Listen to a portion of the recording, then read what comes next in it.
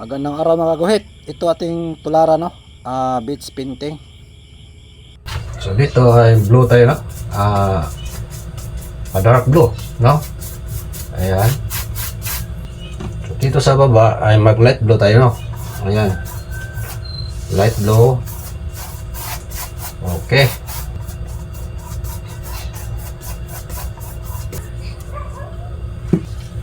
So, yan.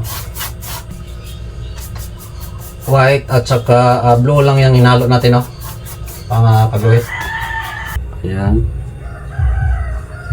Ikot mo yung brush, no? Tapos irag, tapos ikot, tapos irag. Ayan. Ito balikan. Ayan, stretch na lang. Highlights. Ayan. Tapos i-blend, no? Blend pataas. So, ganyan na, ikot, tapos drag, ikot, drag, ikot, yan, no? Tapos blend, taas. Okay. Dito ay solid white na po. Dito sa kuan, dugtungan niya sa tubig. Solid white na, no? Tapos blend, hindi, ganyan, taas. Ito ay mga malaking cloud, no? Ikot, ganyan, no? Ikot, ganyan, tapos ikot. Yan, ikot, tapos pataas, blend. Ito din, no? O, ganyan ang pag gawa ng clouds, no? Yan, tapos i-blend na lang, no? Ganyan, para ma-smooth siya. Okay, so nakagawa tayo ng mga smooth na clouds. So mag-additional tayo ng details, no? Yung mga extra highlight, no? Ganyan. Tamaan mo yung yung pa-curve. Ayan, para siyang natural na siya, no? Ganyan ay tamaan mo. Ayan, tapos iikot mo yung brush, tapos hila. Ikot ang brush, hila, no? Ikot ang brush, tapos hila. Tapos i-blend unti para ma-smooth. Okay. So tapos na ang part sa mga clouds, no? So dito maglilinya tayo, no? Dark blue. Ayan, linya tayo. Dark blue, ha? So, walang halo, dark blue. Okay, hila mo lang papunta sa dulo, no? Ayan, hanggang sa dulo. Dito ay lagyan natin ng mga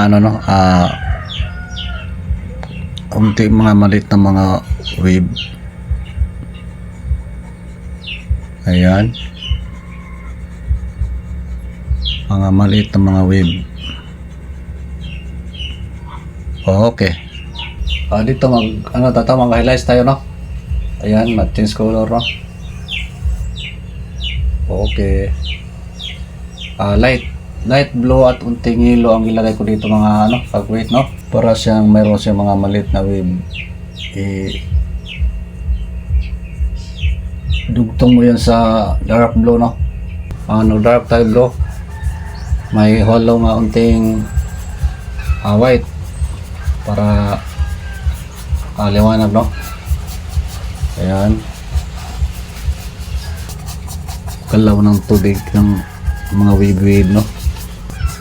Dito may mga unting mga dark dito kasi may mga part malalim na tubig, kaya may dark. Ayan, dark natin dito, kunwari malalim. Dito may unting green kasi parang medyo manabaw, no? Lagyan natin mga change color. Dito lang sa buhangin, no? Lagyan na natin yan. Dito maglagay tayo ng parang buhangin sa tabi ng kasi lagyan natin ng dito yung tapos na. Ayan, i-blend dito kasi tabi ng tabi ng tubig. Ito lagyan ng highlights kasi malayo, no? Okay, so i-blend lang natin, no? Para magmukha siyang smooth, no? Ayan, hanggang sa dulo. I-blend lahat para naging smooth siya, no? Okay, so dito ay maglagay tayo ng puno, no? Puno ng niyog. Ayan, Ayan. Ayan dito, no? Yung niyog na, no? Nag-iisa. Yan ang binigay na reference ay nag-iisa lang ang niyog. Dito, gawa na tayo ng mga, ano, mga tangkay, no? Mga dahon. Ito. Dami.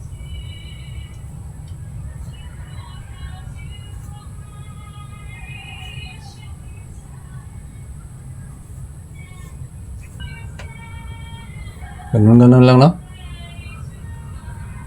Ayan. Mamaya may patok pa tayo dito. Dito tayo sa ano, no? Details. Ito ay dandahan lang kasi ay details na, no? Patong-patong lang tayo ng kulay dito. Ganun lang, no? Paggawa ng dahon ng mga niyog. Ganun lang, no? So dandahan, ano? Paggawa ng dahon ng mga leaves, no? Parang isa-isa natin para details, no? O ganyan lang. So ganito pa rin maglagay ng shadow na sa niyog, no? Coconut, may shadow siya. Ikot-ikot yung oras para may smooth. Okay, tapos.